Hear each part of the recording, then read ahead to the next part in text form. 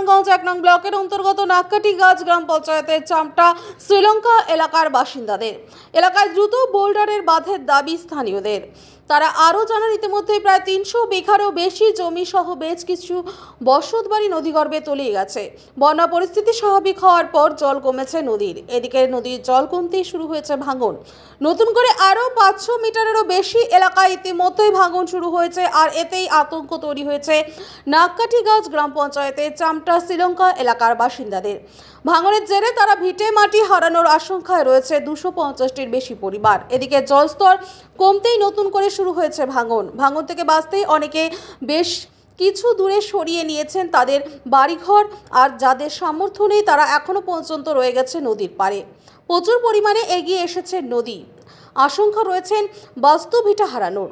আর আরও জানান, পাথরের বাঁধের দাবিতে ইতিমধ্যেই তারা সমষ্টি উন্নয়ন আধিকারিক সহ সেচ দপ্তরের আধিকারিকদের সাথে দেখা করে তাদের দিয়েছেন দাবিপত্র। তবে এখনো পর্যন্ত কোনো ব্যবস্থা না হয় তারা রয়েছেন চিন্তিত। ইতিমধ্যেই তাদের তরফ থেকে গোটা বিষয়টি নিয়ে মুখ্যমন্ত্রী দপ্তরে তারা সরাসরি ফোন করে জানিয়েছেন অভিযোগ।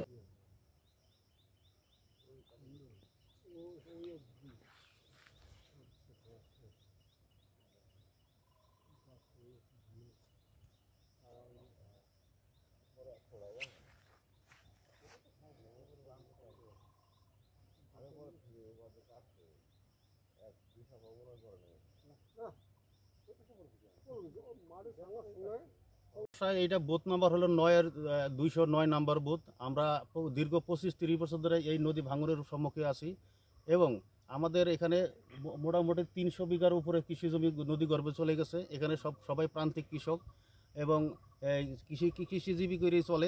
তারা আজকে উদ্বাস্তু হয়ে গেছে এবং গাছের তলে তাদের আশ্রয় নিতে বাধ্য হয়েছে।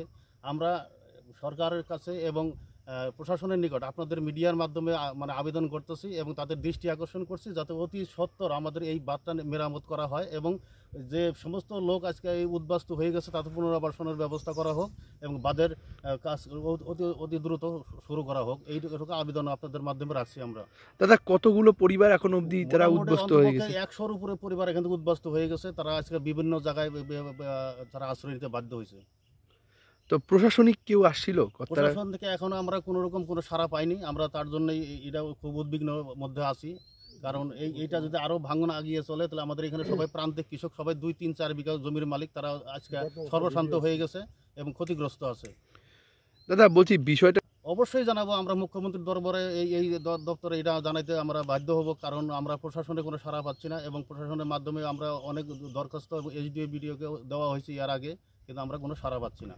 দাদা আপনার নামটা বলবেন? আমার নাম নারায়ণ চন্দ্র দাস, চামটা কুড়িবাড়ি বলে, শ্রীলঙ্কা। আচ্ছা, এই জায়গাটার নাম? শ্রীলঙ্কা, চামটা কুড়িবাড়ি, শ্রীলঙ্কা।